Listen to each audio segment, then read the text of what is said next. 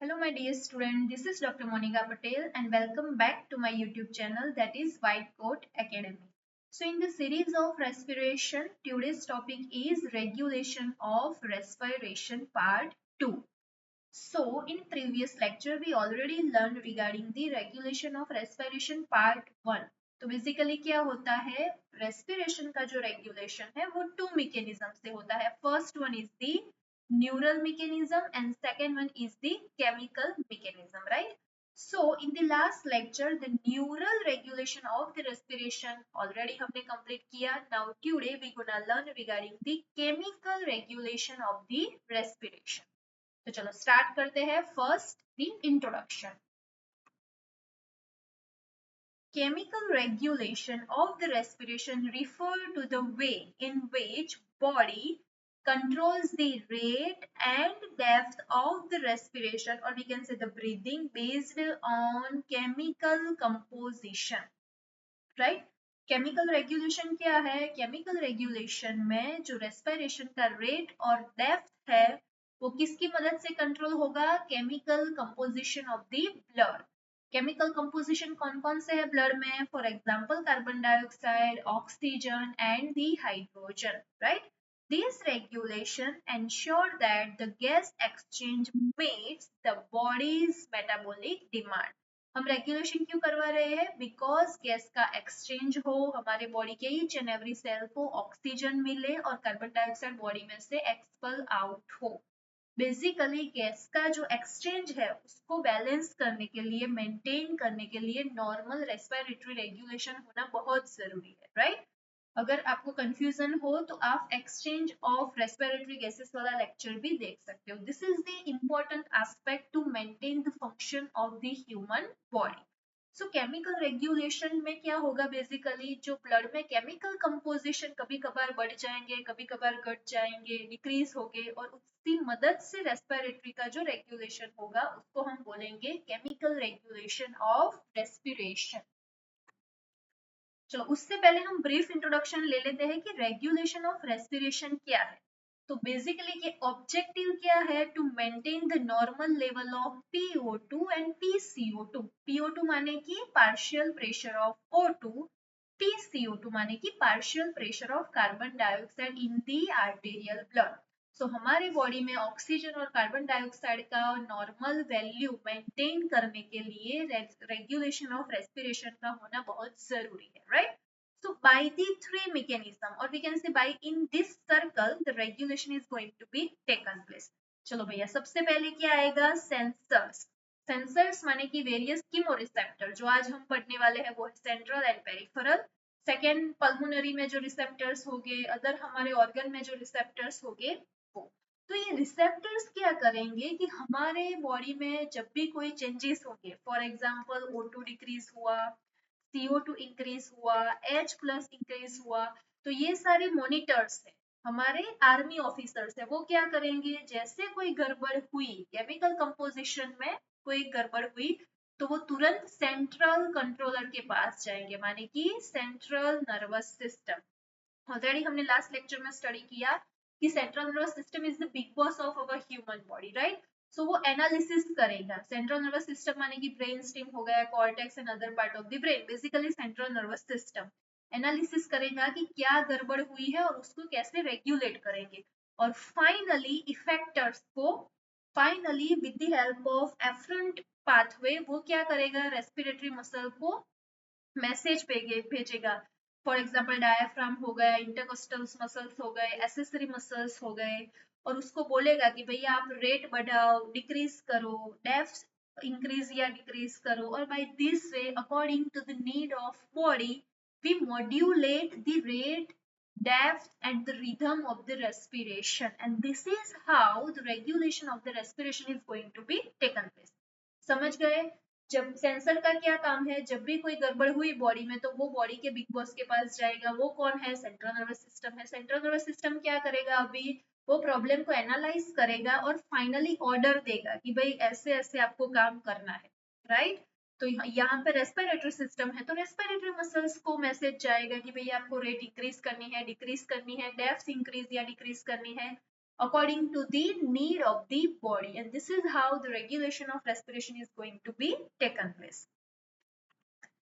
चलो first is the chemo receptor. Chemical regulation जो है वो कीमो रिसेप्टर की मदद से होते हैं और उसमें मेन रूल क्या है, ब्लड के अंदर जो केमिकल कंपोजिशन है, chemical composition CO2 O2 and H+, भैया इसके लेवल के आधारित और इस लेवल इसके जो CO2 O2 है H+ है जब भी इंक्रीज होंगे डिक्रीज होंगे ये कीमो रिसेप्टर अफेक्ट्स होगी.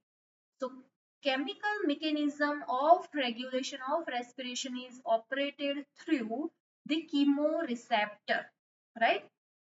Chemoreceptor are the receptor which is affected by the increase or decrease the chemical composition of the blood, and because of that this receptor is known as the chemoreceptor. समझ में आया, जब भी blood में chemical composition increase decrease होगे तो ये receptor stimulate होंगे और इसीलिए ये रिसेप्टर को हम क्या बोलेंगे, chemo receptor, which give response to change in the chemical constitute of the body and hence known the chemoreceptor. चलो change in the chemical constitute of blood कैसे हो सकता है, फर्स्ट इज दी हाइपोक्सिया, माने decrease PO2, oxygen level decrease हुआ उसको हम क्या बोलेंगे, हाइपोक्सिया. आप ये नोट डाउन कर लीजिए, एमसीक्यू में भी कभी कभार ये क्वेश्चन आ जाता है, what you mean by hypoxia. Second is the hypercapnia, that means increase PCO2, CO2 का लेवल अगर इंक्रीज हुआ तो उसको हम बोलेंगे हाइपर. सी हाइपो माने की डिक्रीज, हाइपर माने की increase. Now increased the hydrogen ion concentration, अगर बॉडी में हाइड्रोजन आयन कंसंट्रेशन इंक्रीज हो गया तो इसमें कोई चेंजेस होगा, इसमें से ये तीनों में से कोई भी चेंजेस हुआ तुरंत ही क्या होगा, केमोरिसेप्टर्स जो है वो स्टिमुलेट होगा और फाइनली किसके पास जाएंगे, यहाँ पे देखिए ये रिसेप्टर फाइनली किसके पास जाएंगे, 2 नंबर सेंट्रल नर्वस सिस्टम. बाद में सेंट्रल नर्वस सिस्टम क्या करेंगी, ऑर्डर देंगी मसल्स को, right, and regulation of the respiration होगा. So types of chemoreceptor, chemoreceptors are of two types. First is the central and second one is the peripheral.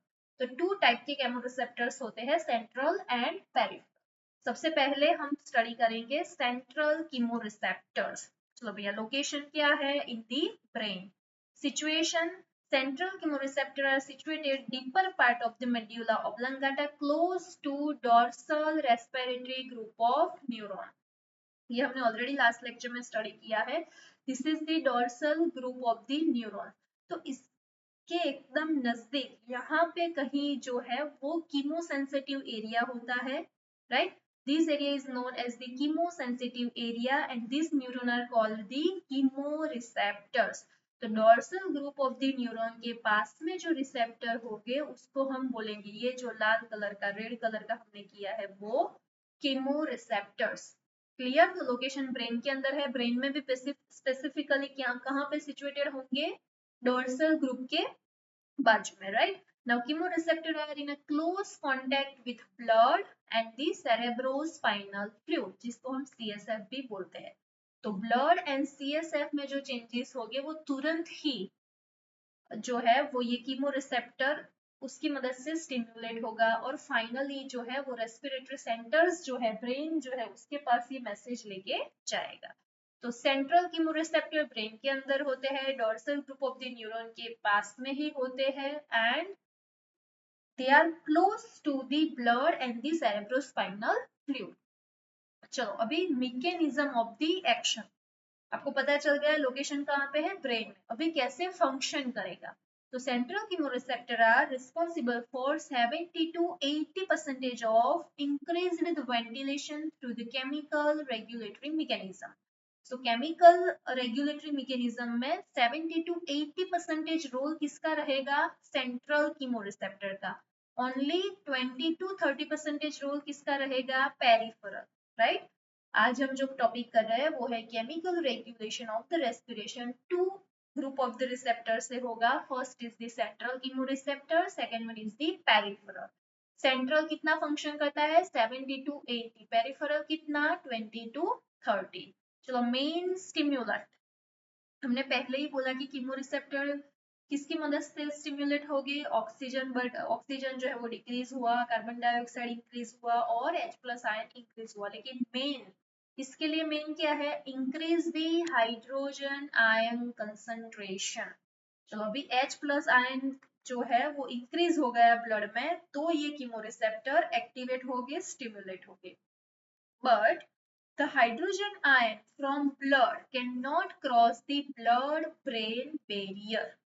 अब ये क्या है, ब्लड ब्रेन बैरियर क्या है, ये सेमी परमेबल मेम्ब्रेन है जिसकी मदद से ब्लड में से हार्मफुल जो मटेरियल्स होते हैं, पार्टिकल्स होते हैं, वो ब्रेन के अंदर नहीं एंट्री ले सकते, राइट। तो ये जो है वो प्रोटेक्टिव मेम्ब्रेन है, और we can say semi permeable membrane है कि जो ब्लड में ड्रग्स मटेरियल्स हो गए और एनी अनवांटेड मटेरियल हो गए वो ब्रेन में एंटर नहीं होने देगा। So again, H plus is also not going to be cross or going to be enter into the CSF।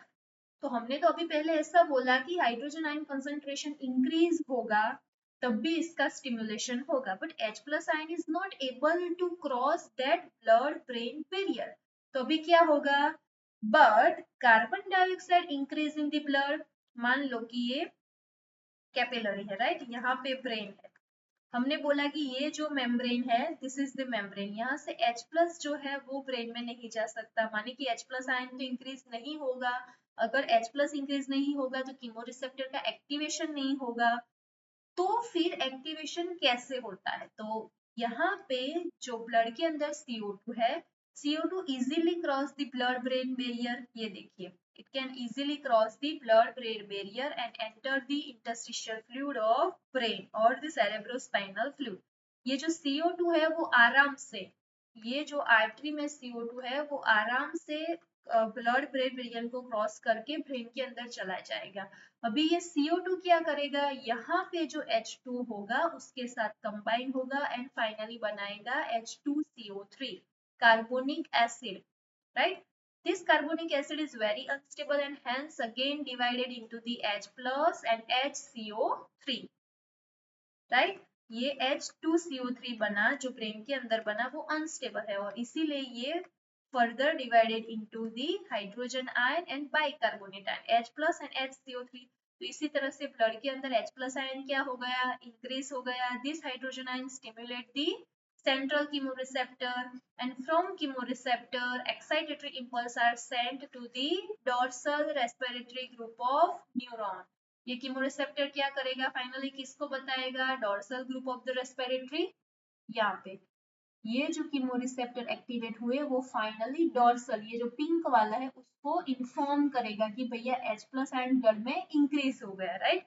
And because of this now excess carbon dioxide, ना because of this क्या होगा, resulting in increase the ventilation, ventilation increase होगा माने कि respiration speed में होगा। जितना speed में रेस्पिरेशन होगा, जितना ज्यादा एक्सपायरेशन होगा, उतना क्या होगा, carbon dioxide wash out from the body. अभी कार्बन डाइऑक्साइड ही नहीं है तो कार्बन डाइऑक्साइड ब्रेन में नहीं जाएगा, H प्लस के H2 के साथ कंबाइन होकर H2CO3 नहीं बनाएगा, H2CO3 H plus and SCO3 minus में डिवाइड नहीं होगा, तो H प्लस आयन जो बढ़ गया था वो अगेन नॉर्मल लेवल पे आ जाएगा। Clear? So this is how the mechanism of action of the chemoreceptor is going to be taken place। समझ गए, जो सेंट्रल कीमोरिसेप्टर है वो 70 to 80% फंक्शन जो है वो करेंगे। मेन उसका स्टिमुलेशन क्या है, H प्लस आयन इंक्रीज होना, but this H plus ion is not able to cross the blood brain barrier. तो भी कैसे होगा, जो ब्लड में कार्बन डाइऑक्साइड है वो ब्रेन के अंदर जाएगा, because carbon dioxide is able to cross the blood brain barrier, right. अभी ये CO2 ब्रेन के अंदर गया, H2 के साथ कंबाइन हुआ और फाइनली उसने क्या बनाया, H2CO3। This H2CO3 again divided into the H plus and HCO3 minus, and this is how H plus increase। Once H plus ion is increased, it gonna affect the chemoreceptor। This chemoreceptor give message to the dorsal group of the respiratory neuron and finally increase the ventilation, and because of that excess carbon dioxide is washed out and respiration is brought back to the normal। चलो ऐसे, ये blood है और ये CSF है, तो H plus ये देखिए आप क्या है, उसकी एंट्री नहीं होगी, बाइकार्बोनेट आयन की एंट्री नहीं होगी, लेकिन CO2 इजीली एंटर होगा, CO2 H2 कंबाइन होके बनाएंगे H2CO3 again divided into the bicarbonate ion and H plus ion. This H plus ion activate the chemosensitive area or we can say the chemoreceptor. ये chemoreceptor क्या करेंगे, ये dorsal group of the, ये क्या है, dorsal group of the respiratory centre को activate करेगा, उसकी मदद से वेंटिलेशन इंक्रीज होगा. वेंटिलेशन इंक्रीज हुआ माने कि CO2 बॉडी में से एक्सपल आउट हो जाएगा, राइट. वेंटिलेशन इंक्रीज होना माने कि रेस्पिरेशन की प्रोसेस जो है वो फास्ट होगी, और जितना ज्यादा एक्सपायरेशन होगा उतना ही ज्यादा CO2 वॉश आउट होगा. चलो second, the peripheral chemoreceptors. Peripheral chemoreceptors are the chemoreceptor present in carotid and aortic region. चलो यहाँ पे देखो, ये जो ब्लैक दिख रहा है वो है aortic एरिया, और यहाँ पे ये जो है वो carotid area. So the peripheral chemoreceptor are the chemoreceptor present in carotid area and the aortic area. Now hypoxia, hypoxia माने decrease oxygen level, is the most potent stimulant for the peripheral chemoreceptor. जो central chemoreceptor के लिए कौन था main stimulant, H plus ion का increase होना, वैसे ही peripheral chemoreceptor के लिए कौन है main stimulant, hypoxia. This impulse passes through the aortic and pharynx nerves and excite the dorsal group again. This is also give message to the dorsal group of neuron.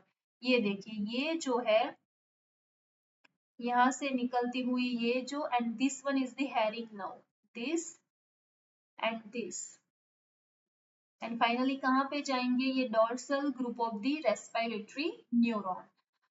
Right, now this dorsal group of the respiratory neurons send the excitatory impulse to the respiratory muscle. Finally वो respiratory muscles जो है motor nerves के through respiratory muscles को message देंगी and resulting in an increased ventilation, ventilation को increase करवाएंगी, and these provide enough oxygen and rectifies the lack of oxygen. जो oxygen कम हुआ था वो भी नॉर्मल हो जाएगा, क्यों, बिकॉज रेस्पिरेशन की प्रोसेस फास्ट हुई, इंस्पायरेशन ज्यादा होगा, ऑक्सीजन ज्यादा लंग में एंटर होगा. In addition to the hypoxia, peripheral chemoreceptor are also stimulated by hypercapnia, माने कि CO2 का लेवल जो है वो इंक्रीज हुआ and increase the hydrogen ion H plus, right. लेकिन मेन क्या है, हाइपोक्सिया, ऑक्सीजन का लेवल कम होगा तो मैक्सिमम पेरिफेरल कीमोरिसेप्टर जो है वो स्टिम्युलेट होगी, वो हाइपरकैफनिया एंड H प्लस आयन का इंक्रीज लेवल होगा तब भी एक्साइट होंगे, लेकिन सबसे ज्यादा किसकी मदद से होंगे, हाइपोक्सिया की मदद से, ऑक्सीजन लेवल जब कम होगा तब. क्लियर, सिंपल है. पेरिफेरल कीमोरिसेप्टर्स माने कि कैरोटिड एंड एओर्टिक में जो रिसेप्टर होंगे वो, तो जब भी बॉडी में हाइपोक्सिया और O2 का लेवल डिक्रीज होगा तो herring nerves and aortic nerves finally dorsal group of the respiratory neuron में जाएंगी. वो फाइनली मैसेज देगा रेस्पिरेटरी मसल्स को कि भैया रेट इंक्रीज करो, रेस्पिरेशन स्पीड में करो, जिसकी मदद से O2 ज्यादा से ज्यादा लंग्स के अंदर जाएगा और जो हाइपोक्सिया हुआ है वो भी नॉर्मल हो जाएगा, राइट. चलो अभी कंबाइन में दोनों. First, decrease the ventilation, sorry for the blur image, अब साइड बाय साइड लिखते जाओ. First is the decreased ventilation, ventilation जब भी डिक्रीज हुआ माने कि रेस्पिरेशन स्लो हुआ है, प्रॉपर वेंटिलेशन नहीं है, तब क्या होगा, first decrease the partial pressure of O2, माने कि O2 जो है वो डिक्रीज होगा. सेकेंड क्या होगा, increase H plus ion, H plus ion increase होगा. एंड थर्ड क्या होगा, CO2 जो है वो इंक्रीज होगा, बिकॉज रेस्पिरेशन स्लो है, उतना एक्सपायरेशन होता नहीं है और इसीलिए CO2 ब्लड में एक्यूमुलेट होना शुरू होता है, राइट. सो जब भी डिक्रीज वेंटिलेशन होगा, रेस्पिरेशन स्लो होगा, तो बॉडी में O2 की कमी होगी, H प्लस आयन बढ़ जाएंगे और CO2 का एक्यूमुलेशन भी होगा. चलो जब भी O2 जो है वो डिक्रीज होगा तो स्टिम्युलेशन ऑफ, हमने अब भी पढ़ा कि पेरिफेरल कीमोरिसेप्टर जो है वो किसकी मदद से स्टिम्युलेट होते हैं, हाइपोक्सिया. तो स्टिम्युलेशन ऑफ पेरिफेरल कीमोरिसेप्टर्स चलो increase H plus ion, again mild effect, वो क्या करेंगे, पेरिफेरल रिसेप्टर्स को भी स्टिमुलेट करेंगे। चलो CO2 इंक्रीज हुआ, वो भी माइल्ड इफेक्ट हमको दिखेगा किस पर, पेरिफेरल कीमोरिसेप्टर्स पर, राइट। सो कुल मिला के पेरिफेरल कीमोरिसेप्टर क्या हुए, एक्टिवेट हो गए, स्टिमुलेट हो गए। अभी वो क्या करेंगे, afferent impulses via Hering and aortic nerve, हमने अभी पढ़ा, with the help of herring and aortic nerve, finally वो डोर्सल ग्रुप ऑफ के न्यूरॉन है उसको स्टिम्युलेट करेगा। साइड वाइज यहाँ पे भी क्या होगा, CO2 इंक्रीज हो गया है, तो हमने पहले क्या पढ़ा सेंट्रल वाले में कि CO2 CSF के अंदर जाएगा, माने कि ब्रेन के अंदर जाएगा और ज्यादा से ज्यादा H प्लस बनाएगा। H प्लस जो है वो strong stimulation for central chemoreceptor, हमने पहले ही पढ़ा कि जब भी H प्लस आयन इंक्रीज होगा सेंट्रल कीमोरिसेप्टर भी स्टिमुलेट हो गए। अभी ये सेंट्रल भी किसके पास जाएगा मैसेज लेके, डोर्सल ग्रुप के पास। अभी ये पेरिफेरल भी हेरिंग और एओर्टिक की मदद से कहाँ पे आए, dorsal group of the neuron से। ये dorsal group of the neuron है फाइनली एफरेंट इंपल्स देगा रेस्पिरेटरी मसल्स को और उसकी मदद से वेंटिलेशन जो है वो इंक्रीज होगा। Clear? This is how the regulation of the respiration is going to be taken place. एकदम इजी टॉपिक है। आज हमने जो स्टडी किया है वो है केमिकल रेगुलेशन। चलो आपको फर्स्ट याद रखना है कि केमिकल रेगुलेशन जो है वो कीमो रिसेप्टर की मदद से होगी। किसकी मदद से, कीमो रिसेप्टर, राइट। उसको कीमो रिसेप्टर क्यों बोलते हैं, because this are the receptor which gonna affect by the chemical composition of the blood. Chemical composition of the blood से जो रिसेप्टर अफेक्ट होते हैं उसको हम बोलेंगे कीमोरिसेप्टर्स, राइट। केमिकल कंपोजिशन माने CO2, O2 and H plus ion. अब आपको ये तीन कंपोजिशंस याद रखने हैं, राइट। चलो अभी ये जो केमिकल रिसेप्टर्स होते हैं वो टू टाइप के होते हैं। First one is the central chemoreceptor and second one is the peripheral chemoreceptors, right. तो सबसे पहले जो हमने स्टडी किया वो आपको याद रखना था सेंट्रल कीमोरिसेप्टर। सेंट्रल माने कि जो CNS और वी कैन से भी ब्रेन में होगा। ब्रेन में कहाँ पे होगा, जो डोर्सल ग्रुप के न्यूरॉन है उसके पास, राइट। इसके लिए स्टिमुलेंट क्या है, ये जो है यहाँ पे stimulation increase the H plus ion. जब भी ब्लड में H प्लस आयन इंक्रीज होगा तो सेंट्रल कीमोरिसेप्टर एक्टिवेट्स होगी। चलो उससे पहले H प्लस आयन जो है वो ब्लड ब्रेन बैरियर जो है उसको क्रॉस नहीं कर पाएगा, लेकिन जो CO2 है वो ये बैरियर को क्रॉस करके फाइनली ब्रेन के अंदर, for example this is the brain, right, ये ब्रेन है तो CO2 यहाँ पे गया, H2 के साथ कंबाइन हुआ और फाइनली उसने बनाया carbonic acid. This carbonic acid is divided into the H plus and HCO3 minus, और ऐसे करके यहाँ पे H प्लस आयन का कंसंट्रेशन इंक्रीज होगा, विच गोना एक्टिवेट दी कीमोरिसेप्टर। अभी ये कीमोरिसेप्टर किसको मैसेज करेंगे, डोर्सल ग्रुप ऑफ के न्यूरॉन को। डोर्सल ग्रुप ऑफ न्यूरॉन क्या करेंगी, फाइनली एफरेंट पाथवे की मदद से रेस्पिरेटरी मसल को मैसेज देगी और उसकी मदद से क्या होगा, वेंटिलेशन स्पीड में होगा। सो CO2 जो है वो बॉडी में थी वो शाउट हो जाएगा और this is how we regulate the respiration with the help of central chemoreceptor. चलो सेकंड आपको क्या याद रखना था, पेरिफेरल कीमोरिसेप्टर, राइट। पेरिफेरल का लोकेशन कहाँ पे है, एओर्टिक एरिया में होगा और second is the carotid area में हमको देखने को मिलेगा। इसका मेन स्टिम्युलेशन जो है वो क्या है, O2 का डिक्रीज होना। तो जब भी ब्लड में O2 का डिक्रीज होगा, Hering's nerve and second one is the vagus और we can say the aortic group of the nerve है वो फाइनली मैसेज लेके कहाँ पे जाएंगी, डोर्सल एरिया में, डोर्सल ग्रुप के न्यूरॉन में। वो फाइनली इफरेंट पाथवे की मदद से रेस्पिरेटरी मसल्स को मैसेज देगा और उसकी मदद से क्या होगा, वेंटिलेशन इंक्रीज होगा, रेस्पिरेशन इंक्रीज होगा। एंड दिस इज हाउ जो हाइपोक्सिया हुआ है, O2 कम हुआ है, वो फाइनली मैनेज होगा, राइट। चलो हमने पहले ही पढ़ा था कि दिस साइकिल आपको याद रखनी है। सेंसर जब भी हमारे बॉडी में कुछ गड़बड़ होगी वो कहाँ पे जाएंगे, सेंट्रल में, माने कि आप देख लो सेंट्रल कीमोरिसेप्टर, पेरिफेरल, सब कहाँ पे जा रहे हैं? डोर्सल ग्रुप जो सीएनएस में है वो।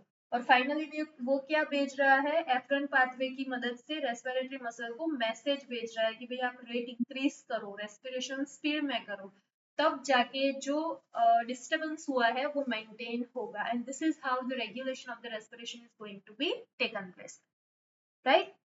सो इसके आगे का जो पहला लेक्चर था उसमें हमने न्यूरल के रिगार्डिंग स्टडी किया, और आज के लेक्चर में हमने chemical regulation of the respiration के जो टॉपिक है उसके अकॉर्डिंगली जो है सारा मैकेनिज्म डिटेल में स्टडी किया, राइट। आपको टू ही बात याद रखनी है और टू ही मैकेनिज्म याद रखनी है। फर्स्ट जो है वो होगा सेंट्रल कीमोरिसेप्टर एंड सेकेंड जो है वो पेरिफेरल कीमोरिसेप्टर। सेंट्रल का लोकेशन और उसका स्टिम्युलेशन क्या है, पेरिफेरल का लोकेशन और उसका स्टिम्युलेशन क्या है। घूम फिर के दोनों मैसेज लेके कहाँ पे जा रहे हैं? डोर्सल ग्रुप के पास।